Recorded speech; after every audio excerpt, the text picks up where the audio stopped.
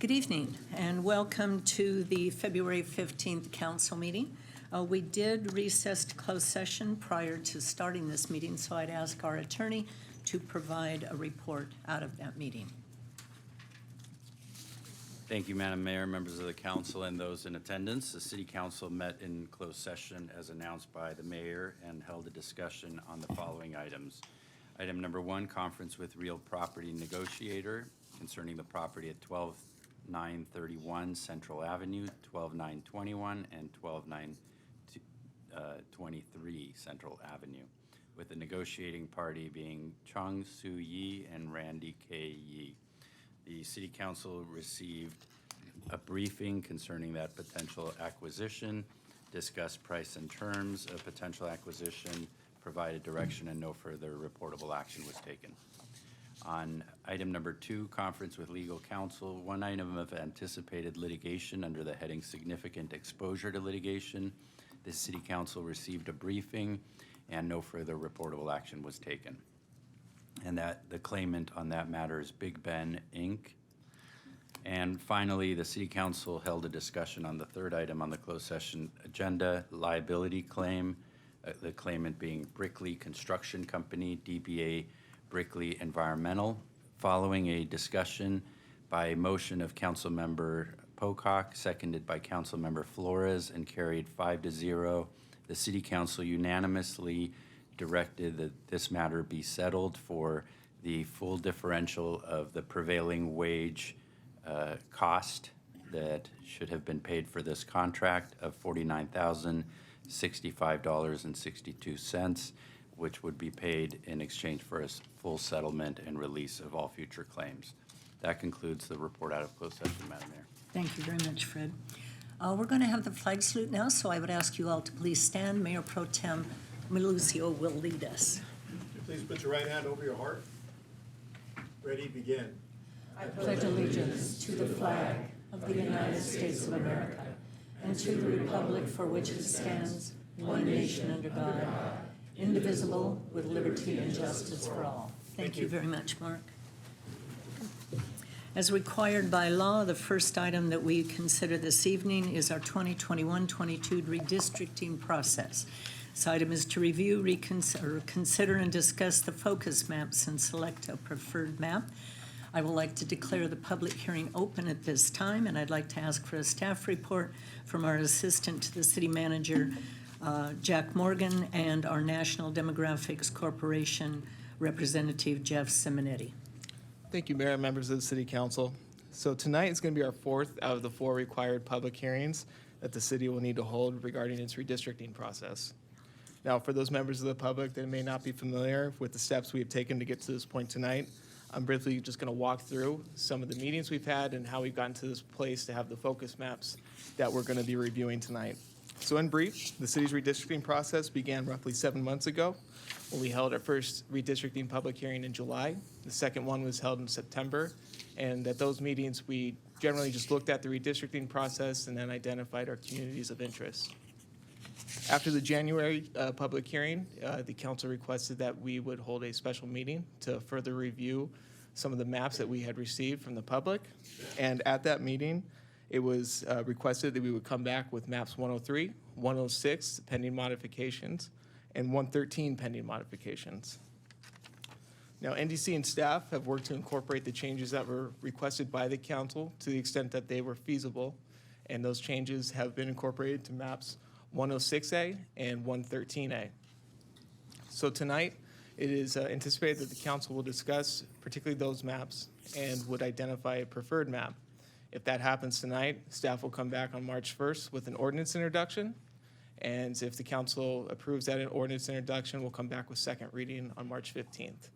Now, Jeff Simonetti from National Demographics Corporation is going to go into the maps with a little bit more detail, particularly with 106A and 113A and some of the changes that were incorporated. All right, good evening, everyone. My name is Jeff Simonetti with the National Demographics Corporation. And again, as Jack was mentioning, we took the feedback that we received from the workshop earlier this month and then incorporated the edits and changes into two of the maps, so particularly 106A and 113A. The purpose and intent of tonight's public hearing is to get input and consider the maps from both the general public as well as the council, and then see if there is a preferred map to move forward on.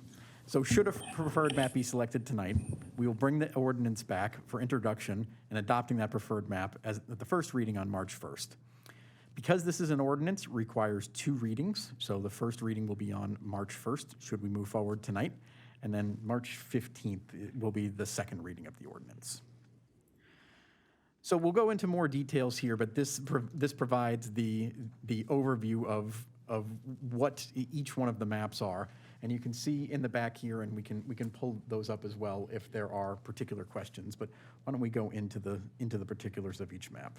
So if we could go on to the next slide. So Plan 103 is as is.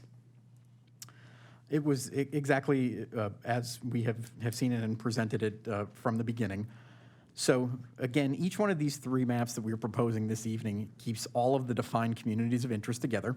And as a reminder to the general public, the defined communities of interest are the lower density areas north of the 60 freeway, downtown Chino, Park East, College Park, and the Preserve. So 103 keeps sort of 3 north-south districts. District 1 incorporates the lower density areas in North Chino. District 2 keeps the area east of the downtown to the city limits to the eastern border.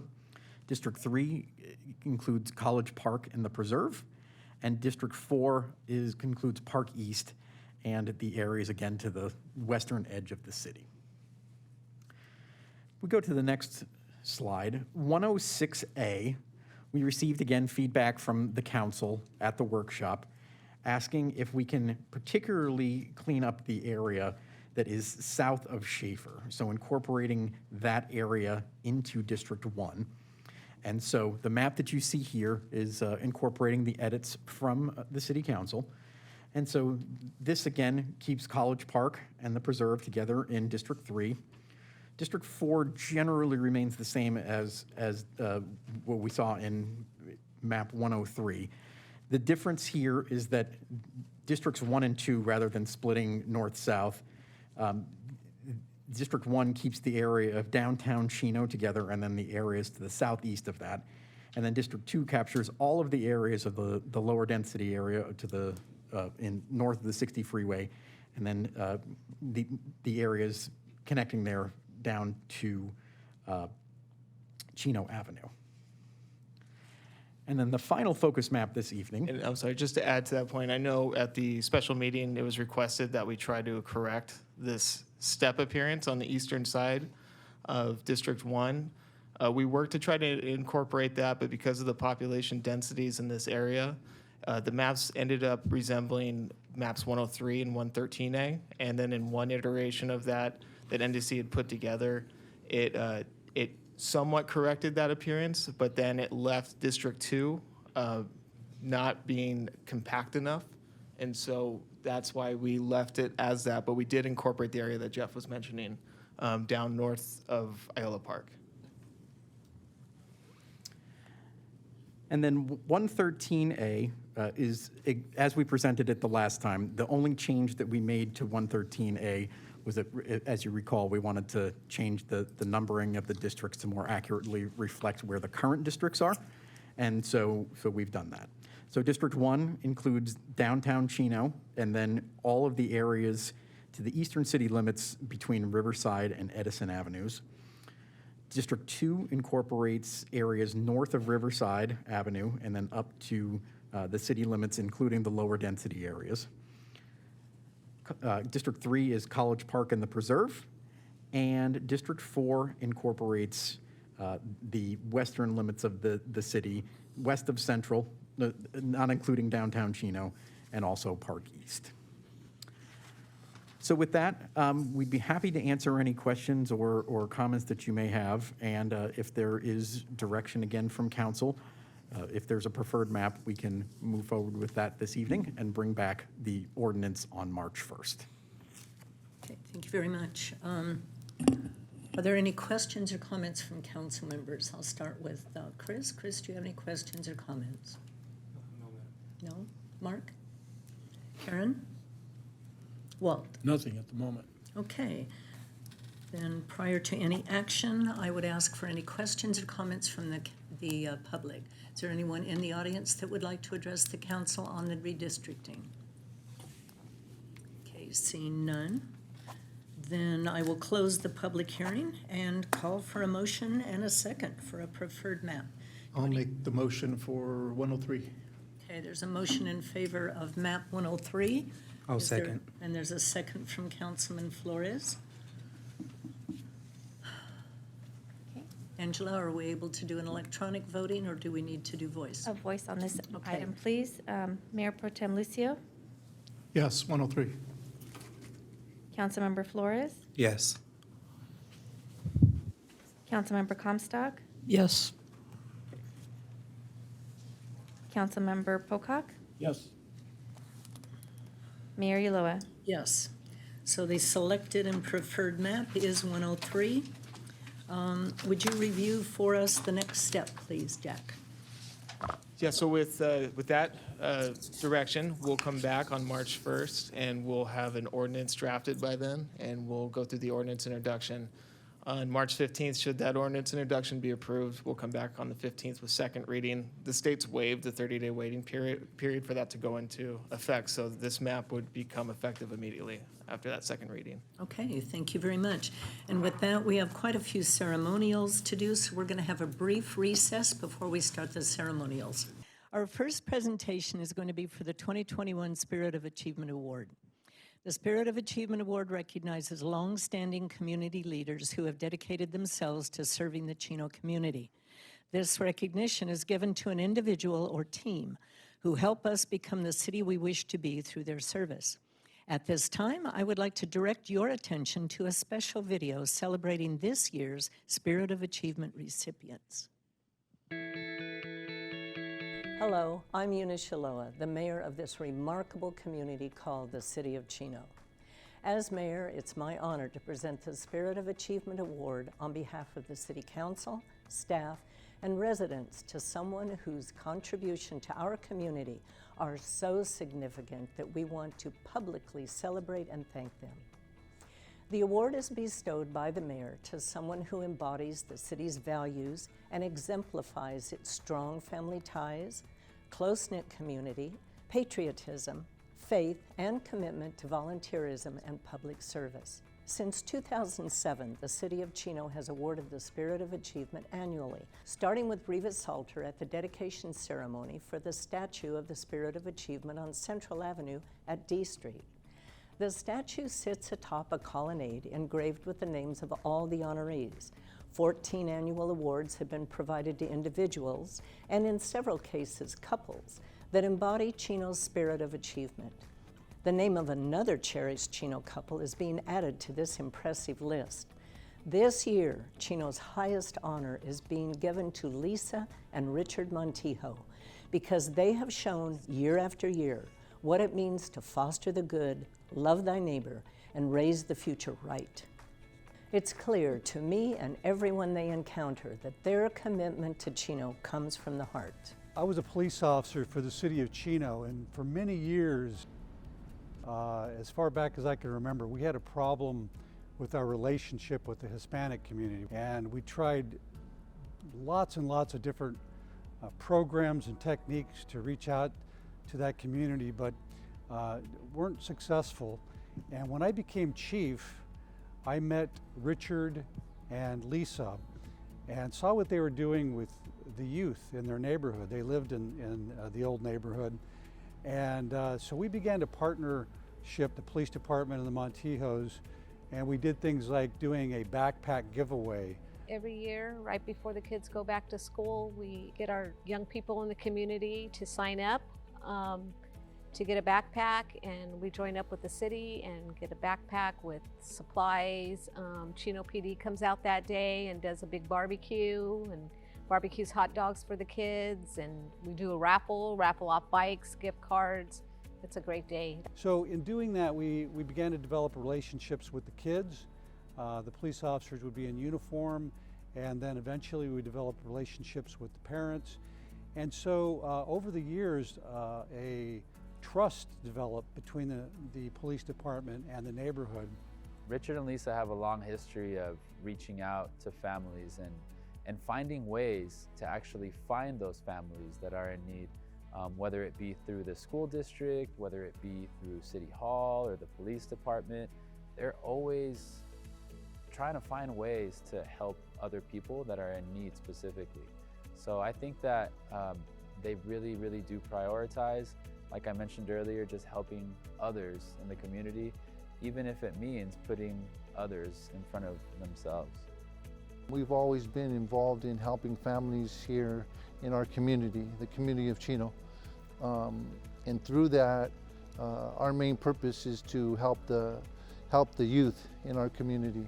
It kind of just got directed towards the youth, you know. We've always, like I said, helped families, you know, with their needs, families that were hurting, lost, you know. And we've always just been able to try to make that connection with these families. One of the gifts they have is rallying people to come together, and it's through connection. The reason why I'm here is that somebody told someone that David should come and speak. I'm here today, right? But I think the most important thing is the connection that God has given to every single person out there. Sometimes when you go to an event, it's not just people from the business like Chick-fil-A, but it's also people from the fire department, from the police department, and you find people there. But I think if the cause is a noble cause and is going to impact others positively, people will come.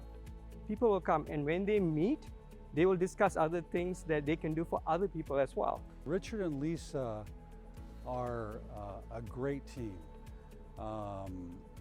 They both have a lot of enthusiasm, and Lisa in particular has a lot of energy. She has boundless energy, and she's always got something going on, some ideas about what needs to be done and how to do it. She's quite the organizer. And Richard, I think, is her biggest fan. And so a lot of times you'll see Richard taking her ideas and working them out and being the hands that get them done. A lot of people have, but they don't give back, you know. But we don't have a lot, but we want to make sure that, you know, that we give what we have and what we can to the community. We can't do anything without other people helping us, you know. So that's why we help people. When we started, you know, working this, I knew, wow, I could see that God brought us together for a purpose.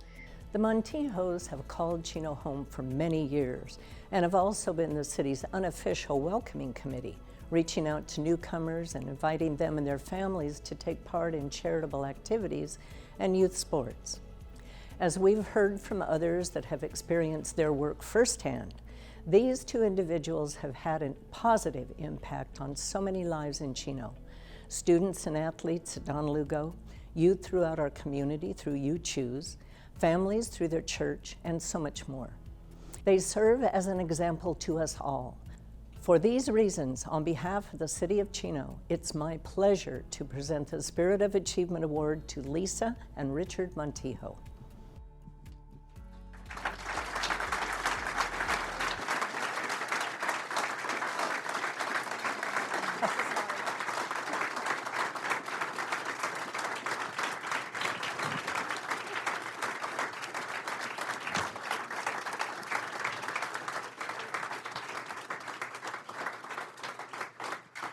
Lisa and Richard, thank you for all you have done and for what you continue to do for the Chino community.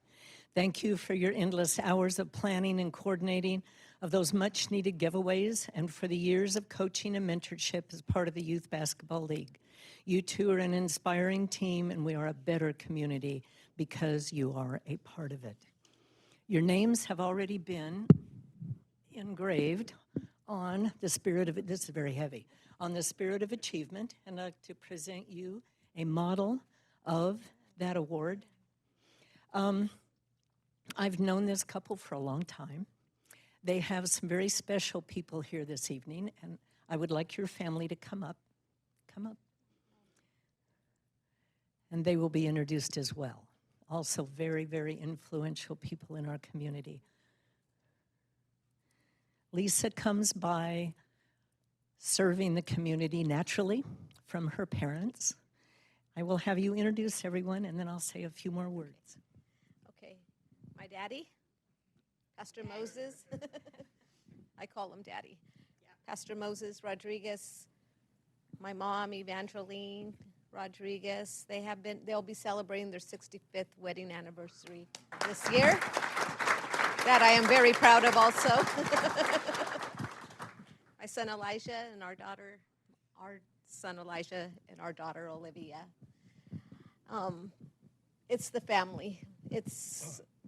I have learned to serve because I've had a great example, and that is in my parents.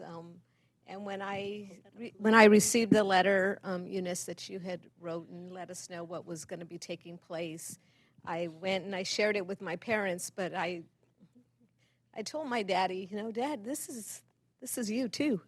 This is part for you too, because over 30 years here in this community as a pastor, he has given his life also. And I've just had great examples, and I'm very thankful. Richard? They ain't got something in my throat. No, I said it in the video, but, it's just something that we do.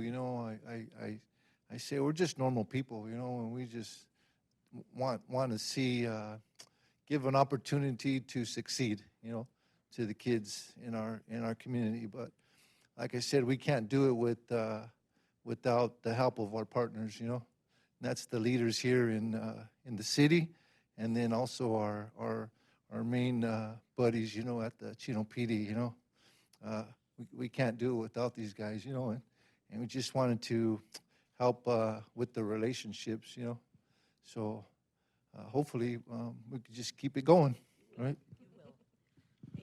I mentioned that Lisa comes by this naturally. Her dad, Pastor Moses and Vanjie, they have a program called New Beginnings that help kids, adults that have drug addictions and alcohol addictions. They have touched so many lives. They personally helped a son of ours that was struggling with drug addiction and brought him to Christ and actually saved his life. And he's still doing absolutely phenomenal. And I don't think that would have happened without you. So thank you from the bottom of my heart, yeah, and God. But she comes by it naturally. It's part of her heritage. It's part of her heart. She and Richard make an absolutely phenomenal couple. But I have to tease them all the time because she's like this little kid. And did you notice the picture where she was kind of up to his level? She was on a ladder. On a stool, yeah. On a stool. But we thank you from the bottom of our heart. And kids, you have big shoes to fill. And much is going to be expected of you because of your parents and your grandparents. And I have no doubt that you will continue this legacy. Congratulations. We're proud of you. We will always partner with you. And keep up the good work. You're welcome. You're welcome.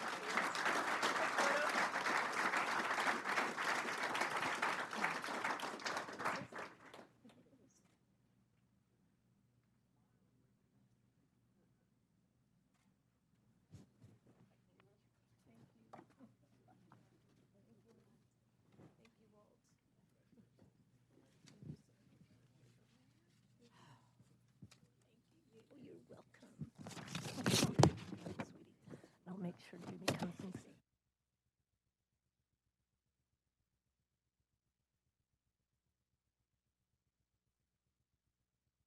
Says, Vanjie says she thinks she has lived in Chino longer than anybody here. It's 84 years. Is there anybody here that's lived here longer? Nope, you won the prize.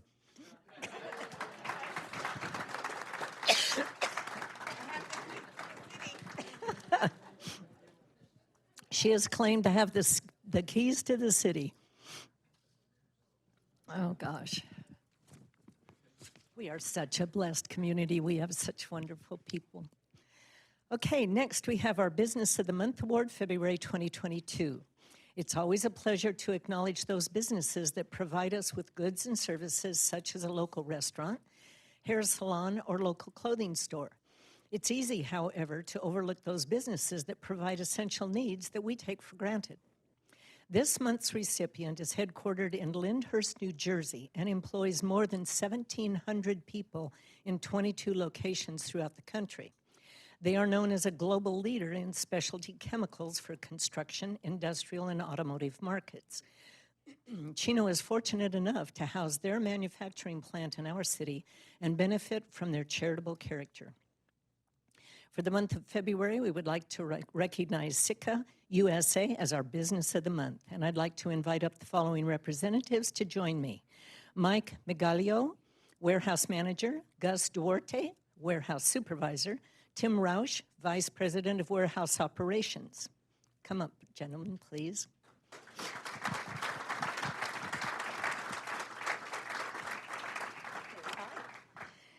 Sitka is a building materials company who specializes in development, production, and distribution of products for bonding, sealing, reinforcing, and protecting in the construction and automotive businesses.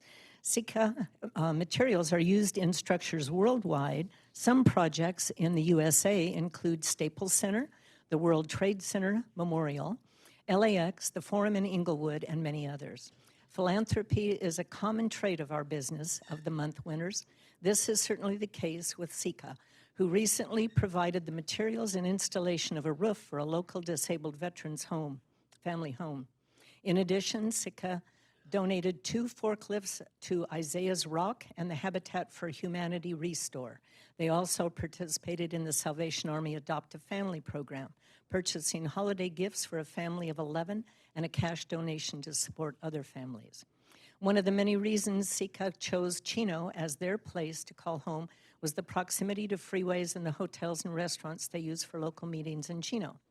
Join me in congratulating Sitka USA for providing quality construction products, giving back to those in need within Chino, and for being our February 2022 Business of the Month recipient. Please accept this plaque on behalf of the City Council, awarding you the February 2022 Chino Business of the Month. Let's give them a hand. Thanks very much. You're welcome. Sort of a tough act to follow with the family here. We'll just simply say thank you very much. We certainly appreciate the relationship with the city and look forward to continuing with this over many years to come. And a lot of projects on the plate for this year, and hopefully we'll be back sometime in the future. It's just a privilege to be in the city of Chino. It's a good place to be. The smell is kind of off sometimes, but that's okay. But that's being worked on. But no, it's great. Great place, great city to work in.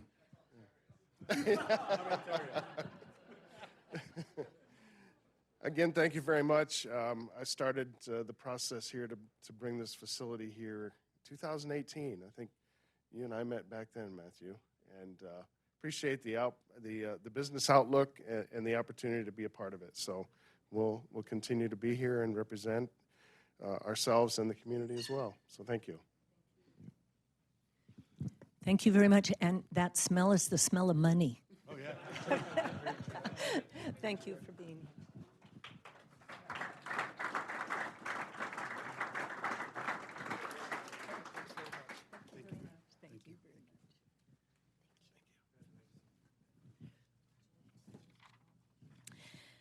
Okay, next we have the Business of the Year, 2021. There are so many businesses within the community that go above and beyond to support Chino residents.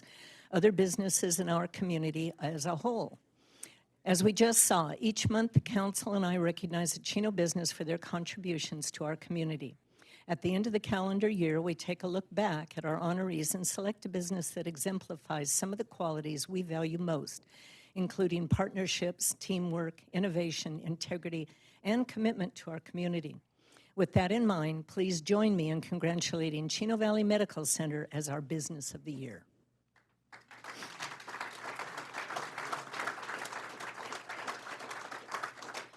Unfortunately, they were not able to be with us this evening, but they will be at our State of the City later on in the month. Okay, next we have the Planning Commission Awards for 2021. I'd like to now invite Planning Commissioner Chair Brandon Blanchard, and he's going to present the next awards. You want to call up your other commissioners? Okay. Thank you, Madam Mayor. And we do have a couple of other commissioners here tonight, Commissioner Kevin Cisneros and Commissioner Steve Lewis. We certainly, right in the back. Lawrence, come on. Oh, we have a new member of our Planning Commission that will be Lawrence. Welcome. Welcome. Thank you for coming. And our first award that we have tonight for the City of Chino, the Planning Commission Award, is going to Landmark Heritage Homes, California. This is the 2022 Riva Salter Ma Chino Award for the Best New Residential. Do we have any representatives here tonight from Landmark? Come on up.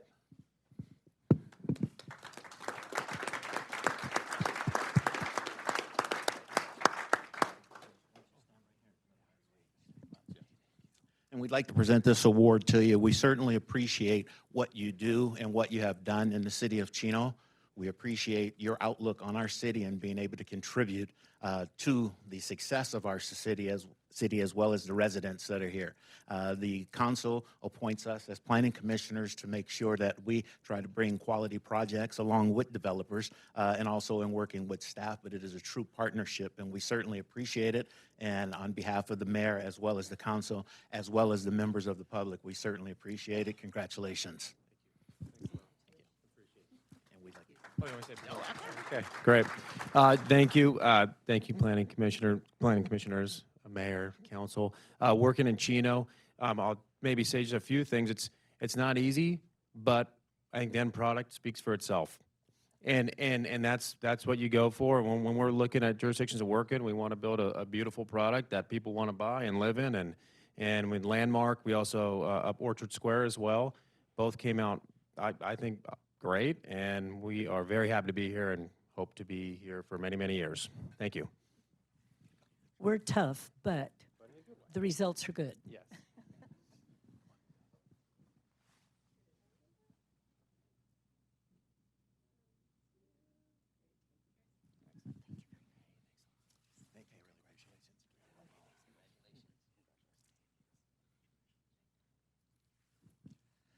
And I would certainly be remiss if we didn't spend just a couple of seconds. This award is named after Riva Salter, Ma Chino to this city, and she's left a legacy. She was the first recipient of the Spirit of Achievement or Spirit of Chino Award, and we recognize her. Anyone that has lived in this city for quite a while has a history with her. She was always warm and welcoming. She was tough. She made sure that you did right for the city is what she wanted to do, but she'd also give you a hug too and tell you a job well done. So these awards in carrying her name are something that we value considerably here in the city of Chino. And as the mayor said, it smells like money all the time. Would you like to introduce this one? Go ahead. And as you see these other commissioners, if you would, it's a team effort. Staff, as well as the other commissioners, no one individually gets the credit around here. The next award is for our Best New Commercial Industrial for 2022. The Riva Salter Ma Chino Award goes to the Fedex Ground Facility, Sanel Properties. Are they here?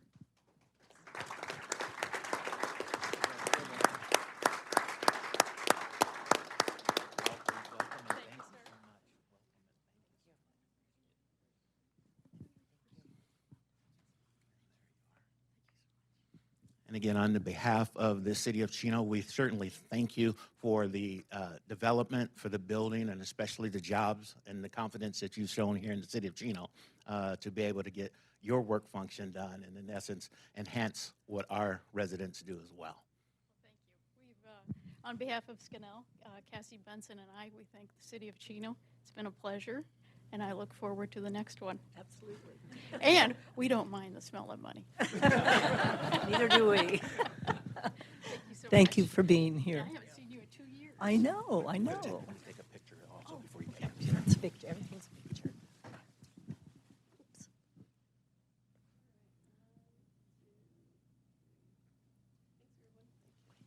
Turned out so nice.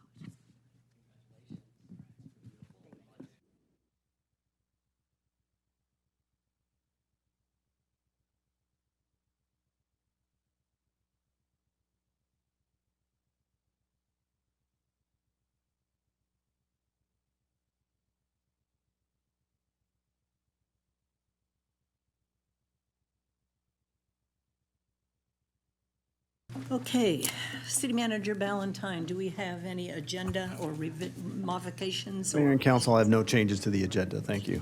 Thank you. Okay, next on the agenda is public announcements. First, I'd like to invite everyone to come out for the 12th Annual Chino Youth Museum Derriere 5K and Fun Run on Saturday, March 5th at Ayala Park, located near the Chino Valley YMCA at 5575 Edison Avenue. The kids' run will start at 8 a.m. with the 5K run walk beginning at 8:15. Also, please keep in mind that there is a $5 discount for all registrants that register before February 27th. For all information, please visit runchino.com or email cym@cityofchino.org. Also, please be reminded that in observation of President's Day, Chino City Hall will be closed on Monday, February 21st. City Hall will reopen the following day at its regular operating hours of 7:30 a.m. to 5:30 p.m. And finally, we're sadly going to be adjourning tonight's meeting in memory of Monique Berterech, who passed away on Tuesday, February 1st. Admittedly, trying to encapsulate Monique's life and the impact she had on so many through a series of brief comments is an impossible task. However, it is suffice to say that Monique was an incredibly hardworking and selfless person who dedicated her life to helping and serving others. For those of you that may not know, she was the owner of Central Basco on Central. This lifetime of commitment began as a child in Ispour, France, where Monique worked on her family's farm, learning to raise crops, livestock, and grapes. What's more, during World War II, Monique and her father helped soldiers escape to Spain as they came through the Pyrenees Mountains where she grew up. Beyond this already extraordinary past, Monique continued to build her skills as a future restaurateur when she worked at the Hotel des Pyrenees. It is here where Monique acquired the foundations of service that we would all eventually enjoy in Chino.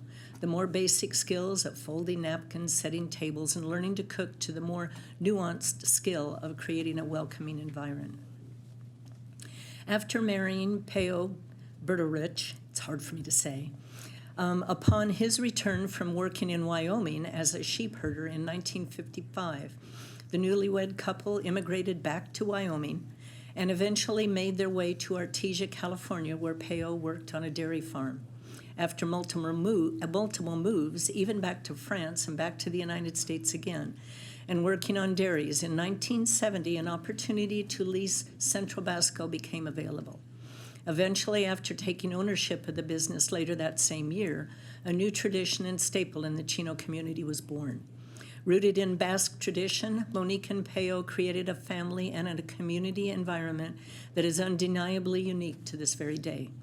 Central Basco is held so near and dear in our community, and it's been the site for celebration in times of difficulty. Many of our community members associate Central Basco with significant moments of their lives for themselves and their families: baptisms, first communions, weddings, and funeral receptions. All the while, Monique was there to create a welcoming and family environment.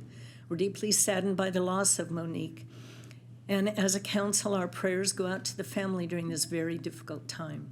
But we recognize that the traditions that make Central Basco so unique will continue with the values and faith that have been passed down to her surviving children, including May, Janine, Joseph, and Bernadette.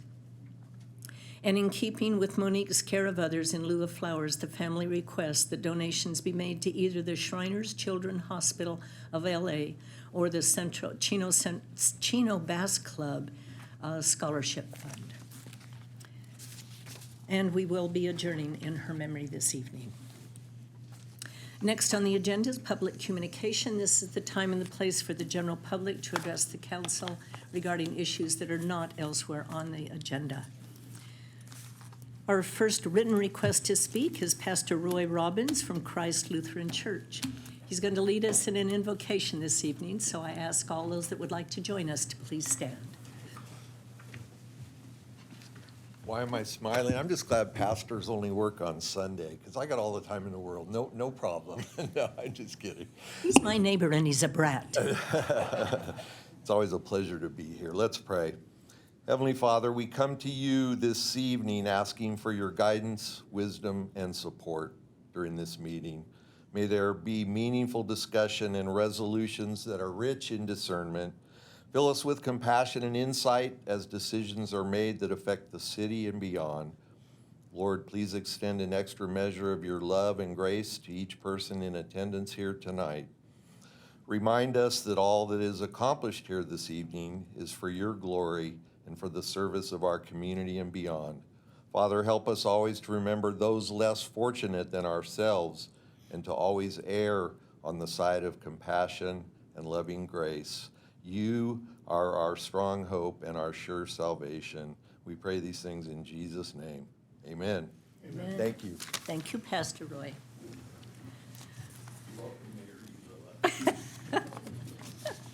He throws oranges over the fence.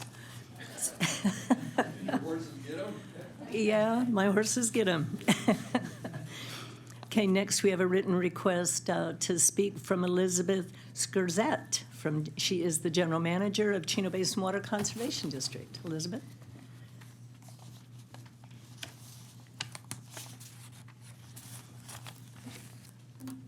Thank you so much. Good evening. You can take that off, then we can hear you. Okay. Thank you. Thank you. Good evening, Madam Mayor and members of the City Council. My name is Elizabeth Skurzat, and I'm the General Manager of the Chino Basin Water Conservation District. I came to introduce myself to you prior to the pandemic, and it is so good to be back in person with you today to say hello and to reconnect. As you all must absolutely know, since 1949, the Chino Basin Water Conservation District has been dedicated to protecting and preserving our Chino groundwater basin to ensure that current and future water needs would be met.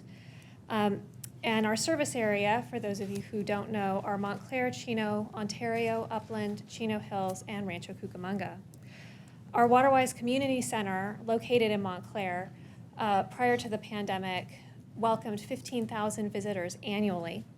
And our demonstration garden is currently open from 8 to 4, Monday through Saturday. But tonight we are here promoting the Inland Valley Garden Planner website, which was originally created under the leadership of Mayor Ulloa. And we have some exciting updates to share about it. So it currently, and you'll be happy to know this, has about 500,000 views worldwide annually. Great. Yes, and is well known in the landscape industry and very much admired. And we have some exciting new updates to this website, including something that our own Scott Kleinrock have been working on throughout lockdown, which is garden design templates.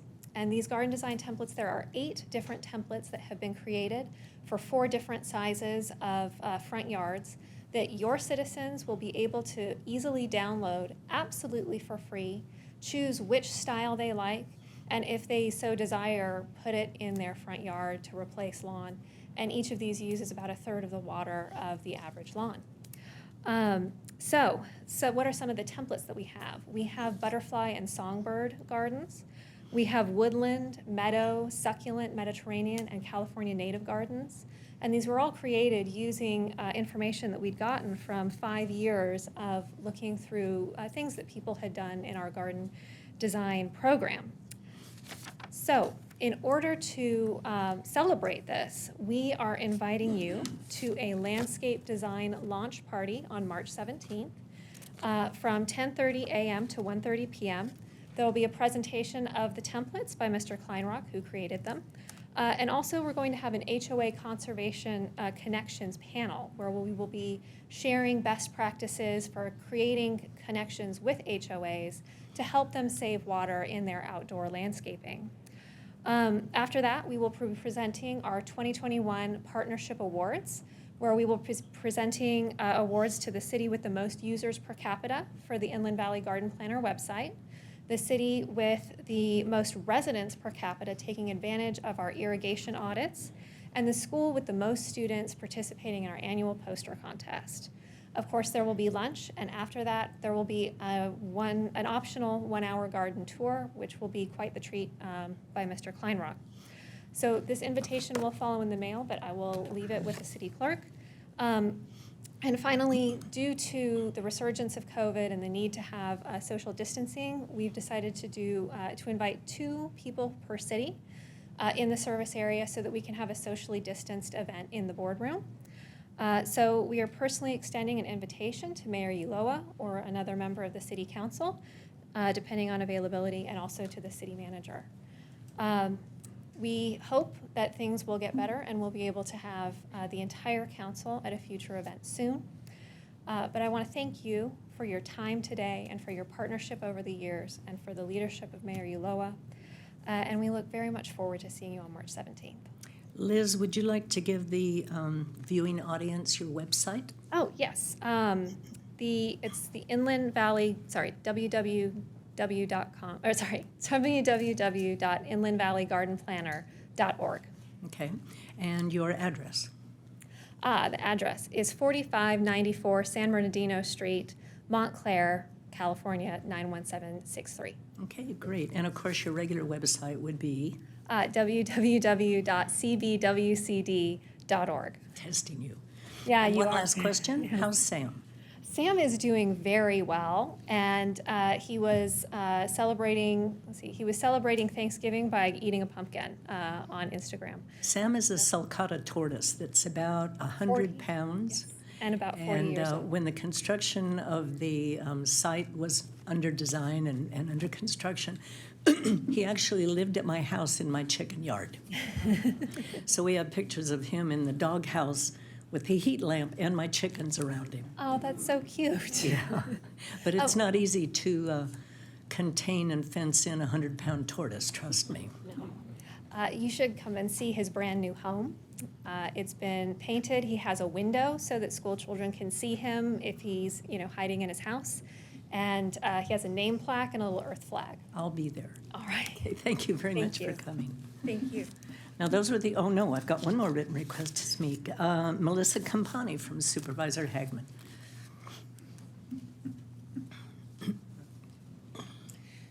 Well, good evening, Madam Mayor Ulloa, Mayor Pro Tem Lucio, council members, staff, and of course, community members.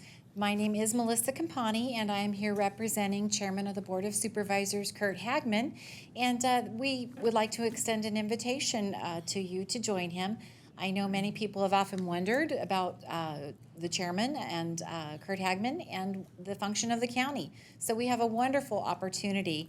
There will be a Coffee with Kurt happening on February the 26th, which is a Saturday, 9 a.m. to 10:30 a.m. And introductions will be made by Denise Johnson. She is on the Montclair City Council and on the Montclair Chamber Executive. The event will be held at Montclair Police Department at 4870 Arrow Highway in Montclair. And of course, it is always best if you wanted to RSVP. There is no charge for the event. And the RSVP is supervisorhagman.eventbrite.com. We want to make sure to have plenty of coffee at 9 a.m. for everybody. So we hope to see you there. Thank you so much. Thank you, Melissa. Okay, those are the only written requests to speak that I have. Is there anyone in the audience that would like to address the council on an item that is not on the agenda? Okay, seeing none, we'll move on to the consent calendar. I'm pulling items number 2 and number 5. Do any council members wish to have any other items pulled? Madam Mayor, I'll be abstaining from item 2 and Yes. voting on the rest. Okay, if not, then I would entertain a motion for the balance of the consent calendar. It's a motion from Mayor Pro Tem Lucio, second from Councilperson Comstock. This is for the balance. Please vote. And the balance of the consent calendar passes unanimously. Item number 2 are the minutes of February 1st, and Councilperson Pocock was absent for that meeting, so he will be abstaining. I'll entertain a motion for approving those minutes. Motion from Mayor Pro Tem Lucio, second from Councilperson Comstock. The item passes 4 yes with 1 abstention. Item number 5 is the brand Hung Mendoza Tripartisan Land Use Initiative. I've asked that this be pulled for public information, and I'd like to ask Jack Morgan to explain to the public what this item is. I think it's very important for the public to be aware. Thank you, Mayor, members of the City Council. So staff is recommending that the council adopt this resolution in accordance with the citywide legislative policy that the council just adopted as item 4 under the consent calendar. And this is particularly as it pertains to expanding our local control with housing and land use policies. And so what this is trying to do is to provide more precedence to city general plans and placing more zoning decisions under the purview of the city, not the state. Now, 34 cities have approved similar resolutions, and we've had 3 organizations that represent cities that have also approved these resolutions, and that includes the Southern California Association of Governments. Now, as I mentioned, this initiative is trying to place more land use decisions under the purview of the city, and really it's trying to, and it extended from Senate Bill 9, which for members of the public, and just as a reminder, Senate Bill 9 requires that cities approve requests from property owners to build additional structures or even duplexes on their lot, regardless of single-family zoning. So it really undercuts the purpose and the intent of zoning and takes away really our ability to control that. This initiative also would protect voter-approved initiatives, so that would be something like Measure M, so you could not curtail that. So really overall, this initiative is trying to certify that zoning matters should be under the purview of the city, and then clarifying that there are certain matters that the state should be concerned with. And they give examples of the California Coastal Act of 1976, as well as citing new power plants. Now, just as a matter of clarification, this is not a piece of legislation. It is an initiative. And so right now, it needs to gather nearly 1 million signatures by May 2nd to appear as a proposition on the November ballot. And so staff's going to continue to monitor that. They did not have information about how many signatures they have. I think when they submit everything, they will review that and see which signatures are valid. And so that is a process they're going to have to go through. However, as I mentioned with the citywide legislative policy that we just adopted, this certainly aligns with the goals that we have now established. So because of that, it's staff's recommendation that the council adopt resolution number 2022-012 supporting this initiative. And that concludes my presentation. I'd be happy to answer any questions. Jack, do you happen to have a website where members of the public could go to download information about the initiative or the collection of signatures? Yeah, so as you mentioned, the initiative name is rather long, so they shortened it to ourneighborhoodvoices.com. And so The word our or R? Our, O-U-R, ourneighborhoodvoices.com. So if you go to that website, that's the site that shows how you could be a part of this process. It also provides legal analysis on it as well. So it provides a lot of information on the proposed initiative. Okay. Thank you very much. Again, I pulled this so the public would know that there is an effort out there to stop the overreaching ability of the state to come down to our level and change our zoning. We feel that it's land use zoning should be better done at a local level, not at a state level, because one size does not fit all. So with that, are there any other council comments on this item? Okay, then I would entertain a motion. A motion from Mayor Pro Tem Lucio, second from Councilmember Flores. And the item passes unanimously. Okay, next on the agenda is public hearing.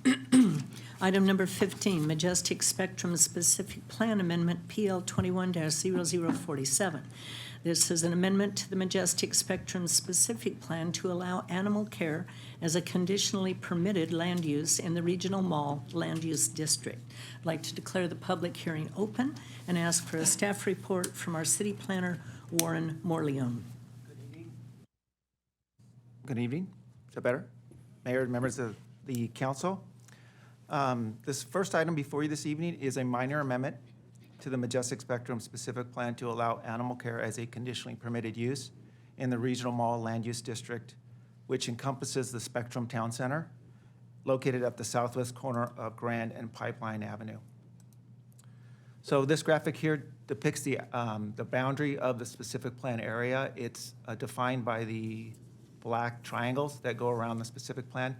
The area which is identified as RM, the pink area, that's the land use district that is being affected by this proposal before you this evening. Currently, animal care as a primary use is not permitted in the RM land use district. It is, however, permitted in other districts around the specific plan, including the LI, light industrial, to the right or to the east, the GI in there, general industrial, the commercial manufacturing, which you see there, let me see if I can point it out here, right here in this location. And then, of course, in the regional commercial, which is the Chino Spectrum Marketplace on the north side of Grand Avenue in this location. The applicant is requesting to amend the specific plan this evening to allow for a future Banfield Animal Hospital just south of Sam's Club. As you can see in this graphic here, it's circled. And this is a picture of the storefront that it's going to go into if the amendment is approved this evening. Sam's Club's that big building on the right there. And this just gives you an idea, I thought I'd show this to you, of a typical Banfield hospital. Top left is lobby, top right exam rooms, and then the treatment areas on the bottom there. On January 19th, the Planning Commission approved the related special condition use permit for the Banfield Hospital, subject to approval by the council of the specific plan amendment this evening. At the same time, the Planning Commission recommended approval of the specific plan amendment by a 5-0 vote. The City Council Economic Development Committee also reviewed the proposed amendment on January 13, and it was basically, they thought it made sense and they were in support of the change. In terms of environmental, the amendment is exempt from the provisions of CEQA, California Environmental Quality Act. A 10-day notice was mailed out to all property owners within the Spectrum Town Center. In addition, the notice was published in the Chino Champion on February 5th and sent out on the city's social media platforms. I do want to point out that staff did receive a comment letter of correspondence from a resident who was concerned about ADA provisions being implemented in the location of the project. You should have it before you on the dais. Staff looked into the issue, and it's just important to note that in terms of ADA, that'll be taken care of during the plan check process and the TI improvement for the actual Banfield Medical Hospital or Animal Hospital. For tonight's meeting, it's not relevant for an amendment to the specific plan. I just want you to make sure you're aware of that. So in conclusion, staff recommends that the council approve the introduction of ordinance 2022-002, adopting planning PL 20-007-0047, Majestic Spectrum Specific Plan Amendment. That concludes my presentation. Thank you very much, Warren. Do any council members have any questions or comments on this item? Walt? Yes, thank you. Councilman Flores and I on the Economic Development Committee reviewed this, and we both agreed that it should be permitted, especially because there's one kitty corner across the street from it in the same zoning, And so it should be allowed in this zoning also. And also, I attended the Planning Commission meeting where they approved it.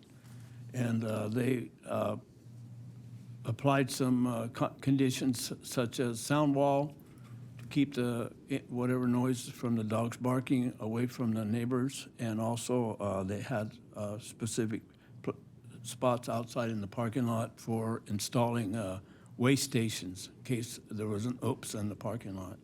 So I think it's a good fit for the neighborhood. Thank you. Any other comments? Okay, then I would entertain a motion.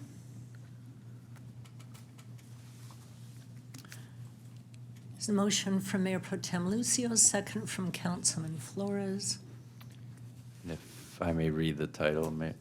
No, I'm not going to say yet. I just had to do the motion in the second, Fred. And now the ordinance will be read by Fred. We have this war going on. I was trying to be subtle. Before the council is ordinance number 2022, 2022-002, entitled An Ordinance of the City Council of the City of Chino, California, amending the Majestic Spectrum Specific Plan Land Use Matrix to allow for animal care to be a conditionally permitted use within the RM Regional Mall Land Use District, PL 210047, Majestic Spectrum Specific Plan Amendment. And that is reading by title only and waiving further reading. Thank you. Thank you, Fred. And the item passed unanimously. Did I close the public hearing? Okay, I'll close the public hearing. Again. So you're supposed to keep me on track. Next item is item number 14, Eucalyptus Business Park Specific Plan Amendment, PL 21-0042. Doggone. This is to adopt resolution number 2022-010, adopting an addendum to the Eucalyptus Business Park Specific Plan Environmental Impact Report, SCH number 1989070310, and approve the introduction of ordinance number 2022-003, adopting PL 21-0042, Eucalyptus Business Park Specific Plan Amendment Plan. I'd like to declare the public hearing open and ask for a staff report once again from our city planner, Warren Morleone. Again, Mayor and members of the City Council, this next item before you this evening includes two proposed changes to the Eucalyptus Business Park Specific Plan.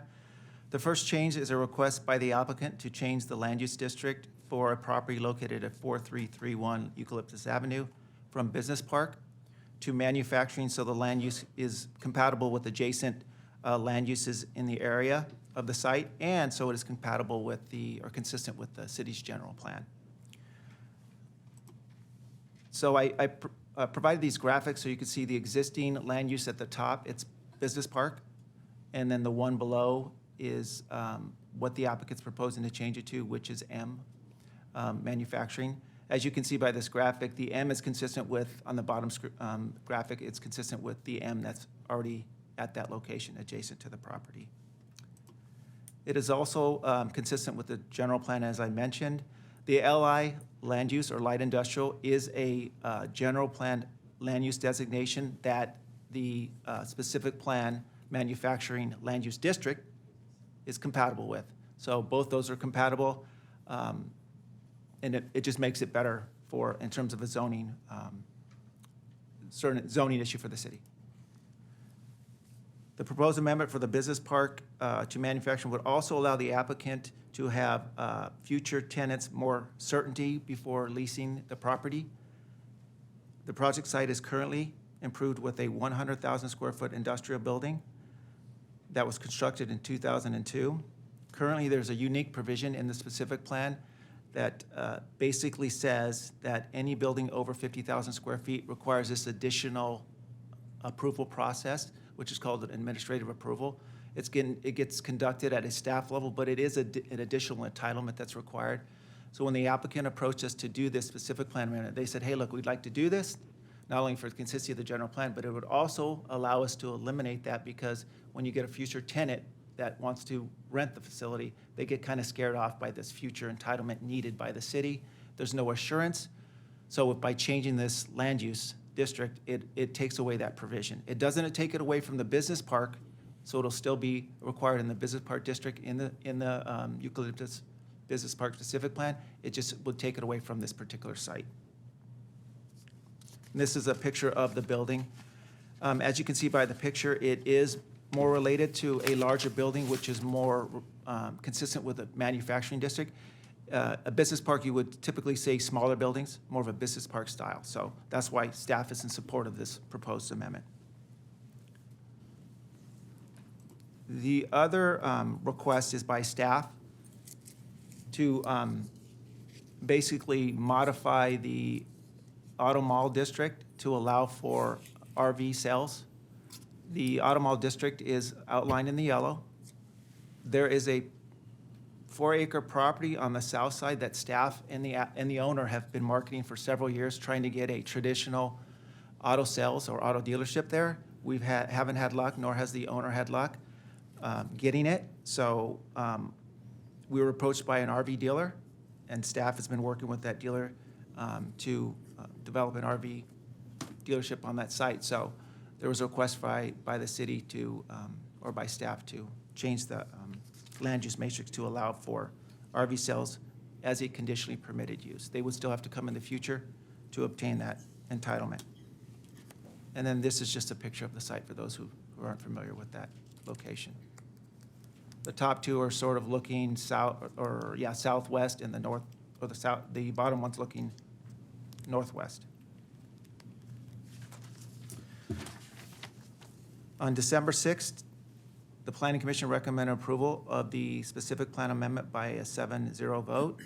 The City Council Economic Development Committee also reviewed the proposed amendment and on January 13th and was in support of the changes. The environmental for the specific plan amendment to change the land use from business park to manufacturing was conducted through an addendum, through the Eucalyptus Business Park Specific Plan EIR. The analysis concluded that the project would not create any new impacts, so the existing EIR was sufficient. And then the change to allow for the RV sales is exempt from the provisions of the California Environmental Quality Act. A 10-day notice was mailed out to all property owners within the auto mall properties. In addition, a notice was published in the Chino Champion on February 5th and sent out to all city social media platforms.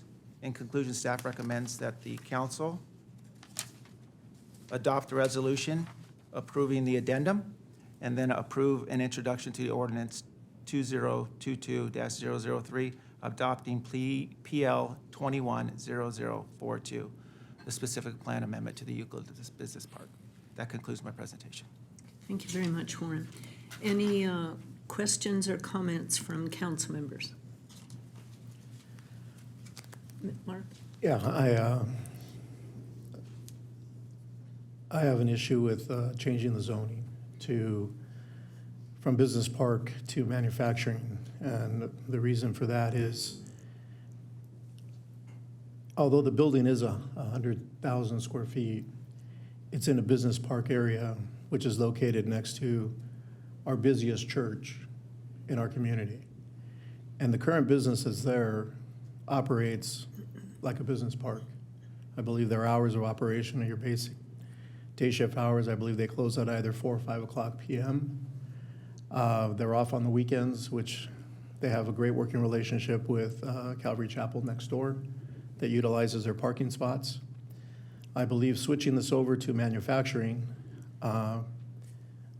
will lose the ability to, let's say that this company moves out, then they move in a manufacturing company that can run 24 hours a day with no input from the city, especially in this area that would be heavily impacted by a manufacturing company that runs 24/7 with trucks coming in and out of there. I believe us having the ability to look and give those special conditional permits would allow us to look at whatever business is going in there and make sure that that business is conducive with what you have around there. And I believe what we have right now works. The person that bought this building knowing that this was a business park building. And I'm sure that the price reflected that. And to come in later and say, you know what, I'd like to change this to a manufacturing because we know that that would, one, ask for more rent or the building would become more valuable, I don't think is something that I'm comfortable with. I think that that this, although is a large building, it should stay a business park, especially because of the location it's currently in. Okay, so that is your recommendation then to pull that part of this item? Madam Mayor, this is a public hearing, so Yes. I Well, would just. right now, I'm just going for council comments, and Well, then I'll open it for the public. It'd probably be best for questions of staff, and then council comments could come in at the end. Right. So, So do you want to form that as a question for staff? Like, can it be, Sure. So if we take away this restriction of them having to get approval from the city, can they just move in a different business in there that can operate 24/7, 7 days a week, with trucks coming in and out of there consistently without any input from the city, as long as it meets the manufacturing requirement? Yes. They can, it would operate like the majority of the city that would allow you to move in another industrial building into the building, subject to receiving approval of a business license. any other comments from council members? Okay, before further discussion, are there any members of the public that have any questions of council or comments? Okay, seeing none, I will close the public hearing and come back to council discussion. So would your recommendation be to pull this portion of the item? I would want to sever both of these items. I would like to take it as an individual item instead of one vote for both items. I have no issue with the RV parking. I do have some concerns about switching the manufacturing from a business park. I do have some concerns there that I'm not comfortable with. Fred, can we split this in two sections then? Yes, this is a recommendation from the Planning Commission. You can accept it, you can modify it to exclude the portions you're not comfortable with, and accept the parts that you are. So I would just have to suggest some modifications to the ordinance that's before you. And I recognize that Section 4 of the ordinance is the section that addresses the change to the use, the authorized land use. So that part would be taken out if the council was so inclined. And also the title of the ordinance would remove that reference to change of the zone. But the council could otherwise adopt the ordinance allowing the vehicle. Recreational uses, vehicle recreational. sales. And I believe there's also another correction to the specific plan that was identified by staff on the square footages. Okay. I did not hear any comments regarding the RV sales abilities, so I am assuming that the council is comfortable with the recommendation from the Planning Commission on recreational vehicle sales, which, by the way, is extremely popular right now, and that is vacant land, so it would be nice to get some usage down there. Okay, Fred, do you feel it necessary to bring this back, or can the modification be done with direction from council? If you could give me just a few seconds, I just Sure. want to make sure I cover all the provisions. Okay.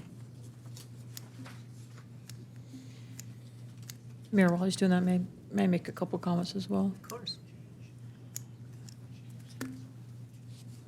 I just want to say that I think the statements that the Mayor Pro Tem made are accurate as well, as far as changing the zoning. And I like the idea of us attempting to split it. Also, I think when we also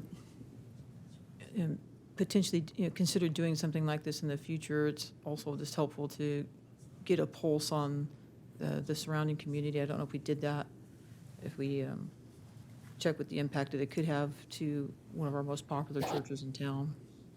I don't know if you can specifically do that. I mean, you notice the Right. change to within so many feet legally, but. Right, we did notice it, yeah. It But, was noticed and there were no comments. so, but I think some of the points that the Mayor Pro Tem made tonight are valid. So those are my only comments. Thank you, Mayor. Okay, the ordinance would be revised to eliminate sections 1, 2, and 4, pardon me. Sections 1, 2, and 4 that reference the change to the zoning.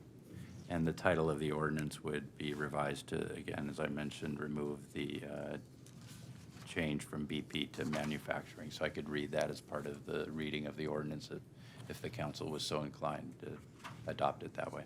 Okay, are there any other final comments regarding the revision? No? Okay, then I would entertain a motion and a second.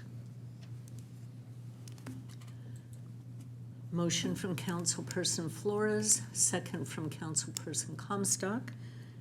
Fred, would you like to read the ordinance title into the record? Yes, thank you.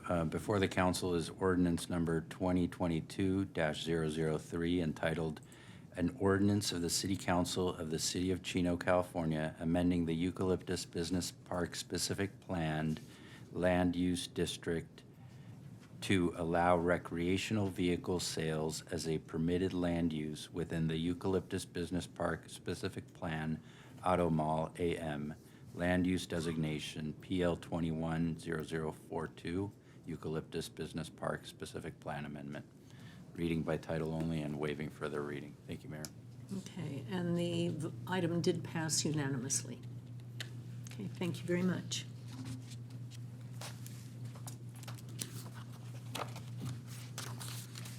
Next, under new business, we have item number 15, argument in support of ballot measure, which is June 7th, 2022, direct primary election. This is an argument in support of the ballot measure per Measure M to adopt overlay strategies as part of the 2021-29 housing element update. Staff report this evening will be provided by our city attorney, Mr. Fred Galante. Thank you, Mayor, members of the council, and those in attendance. The City Council on January 4th, 2022, unanimously approved an update to the city's housing element. Per the requirements of state law, that housing element included the allocation of regional housing needs assessment units that the state HCD, the Department of the State that essentially analyzes every year, every 8 years rather, how many units each regional body should accept and zone for through their regional housing needs assessment. Chino was required to implement over 6,900 units, and part of the housing element update includes an accommodation for all of those units. The way the housing element achieves that is by adopting overlays that essentially allow those owners of property that are subject to the overlays to build according to the underlying zone or the additional residential opportunities provided by the overlays.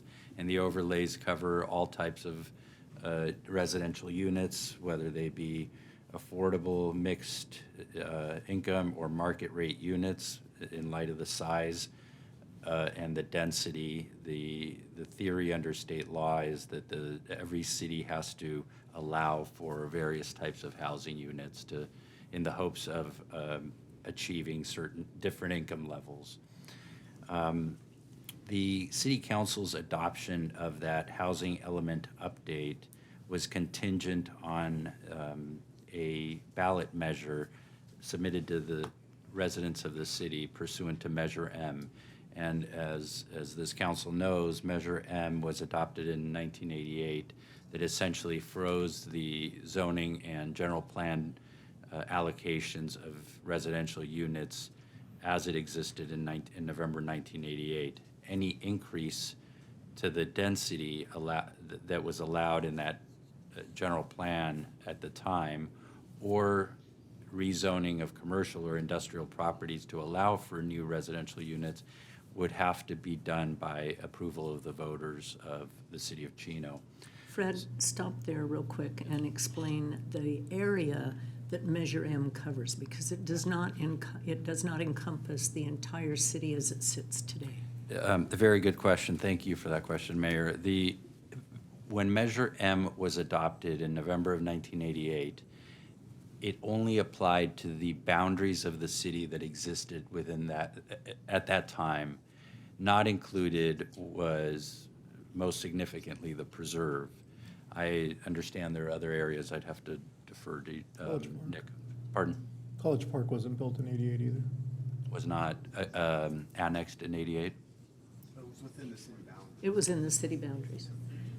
Right, so any part that was not annexed into the city by the approval of the voters of Measure M would not be part of Measure M. So the interesting thing is all voters in the city would vote for this particular, or any Measure M ballot that has come before the city. The city is, as many of you know, has seen a lot of Measure M votes happen from year to year. Any member of the city, any resident of the city may vote for that ballot measure, whether or not they are within the impacted areas of Measure M. So hopefully that answers the question. I don't think that statement is correct. Like, for instance, a prior Measure M that was what was our last one? I think it's H. Measure H. I don't think that ballot went to the preserve because it was not included at the time Measure M was passed, correct? It should. A vote of the people of Chino includes every resident of the city of Chino, current residents. So whether or not you're subject to the impacts of Measure M, as a voter in Chino, you're authorized to vote for the measure. Interesting. I didn't think it would be voted on by the preserve. Okay. So with the city council's adoption of the proposed housing element update and the inclusion of the overlays as part of that proposed housing element update, the next step is to submit to the voters a ballot measure for approval of the overlays, and that is what is before the council has separately adopted the action to initiate the ballot measure. And as part of that action, the council designated the mayor and the mayor pro tem to assist in the preparation of the argument in favor of the ballot measure. As you know, I've spent some time working with both of you, mayor and mayor pro tem, to come up with an argument, and that argument is presented for this council's consideration. You're welcome to make changes to it. The way the elections code reads is that a legislative body has a priority in being the party that gets to write an argument in favor. Consistent with that priority designation, you're being presented with the opportunity to approve an argument in favor of the proposed ballot measure. There are some limitations. For example, it can only be a maximum of 300 words, and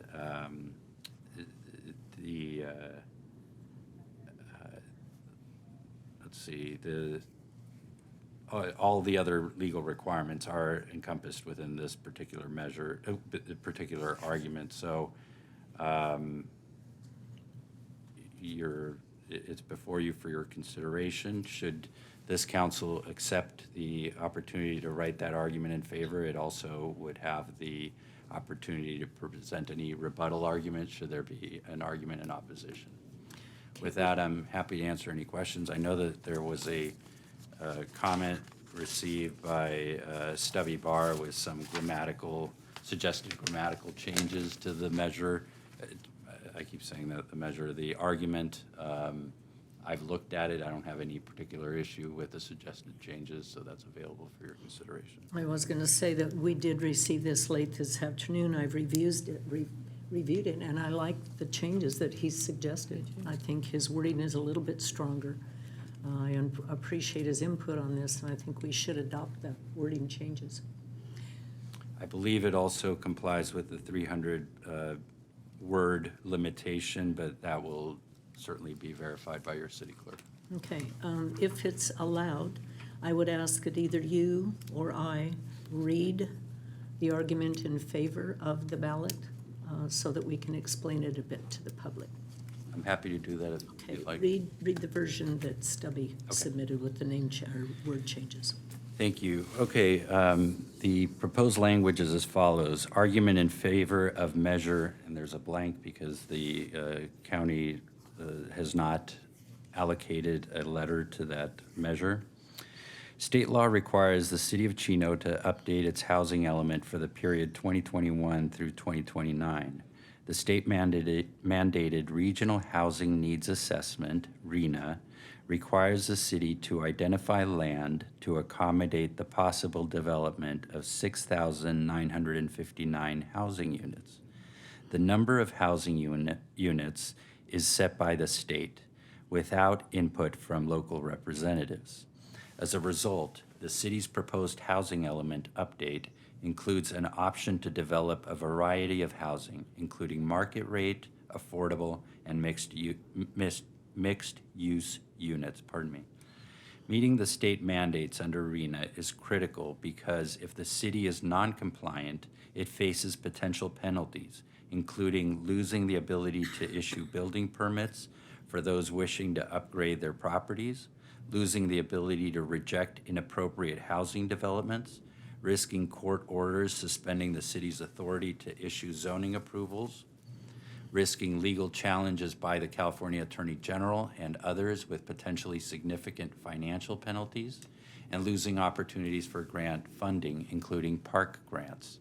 The state could also override the city's zoning powers and dictate where housing can be built. Measure M was adopted by the City of Chino voters in 1988. It ensures that current zoning densities cannot be increased or changed unless it is approved by a majority of the voters. The proposed new measure will allow the city to remain compliant with the state's housing mandates and would not subject the city to any potential penalties for failing to comply. Vote yes on measure, and there's a blank for the letter. Okay, thank you for reading that. What we have tried to do with the overlay that staff came up with was to allow the underlying zoning to stay active. So I'll give a for instance. The commercial development at the corner of Walnut and Central on the northwest corner. It's a very rundown shopping center, which we have encouraged the owner to change over the years and upgrade, and they have sought not to do that. This would allow that shopping center owner to upgrade the center and perhaps put residential dwellings above commercial dwellings, which other cities have very successfully done, which would add foot traffic, obviously, to the business center there, the shopping center, and hopefully upgrade the whole area. It does not do away with the commercial zoning underneath the way it currently exists. It adds an overlay of housing to it, again, to encourage renovation of the property. So we've done that in several areas where, again, the underlying zoning is there with the overlay of the housing density on top of it.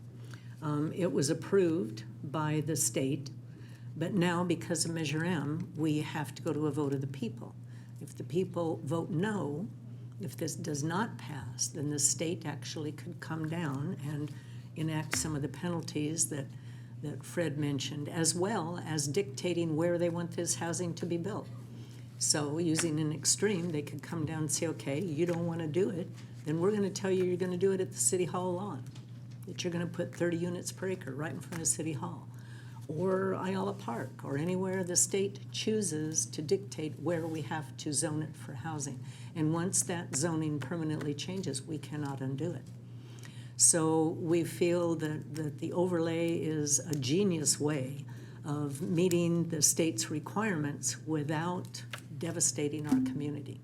So we're hoping that the voters understand that, and we'll see the wisdom in passing this measure when it's on the June ballot. Any additional comments or clarification from council members? No? Okay, then I would entertain a motion approving item number 14. Motion from Mayor Pro Tem Lucio, second from Councilmember Comstock. That's with Mr. Barr's amendments. With Mr. Barr's Thank you. amendments. I think he came up with some excellent suggestions. The item passes unanimously. Thank you very much. Item number 16, award of construction contract, Yorba Avenue and Eucalyptus Avenue Sewer Main Replacement Project, SW211.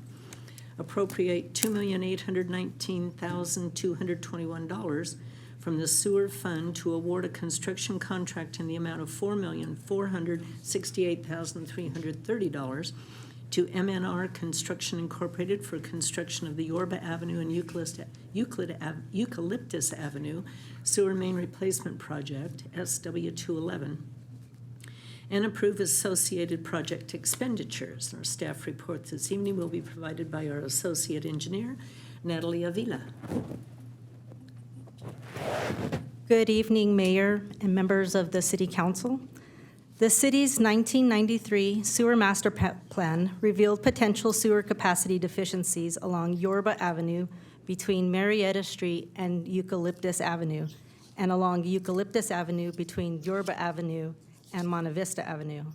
Since then, city staff have observed high volumes of sewer flow attributable to industrial customers which discharge into the sewer collection system in the area of concern.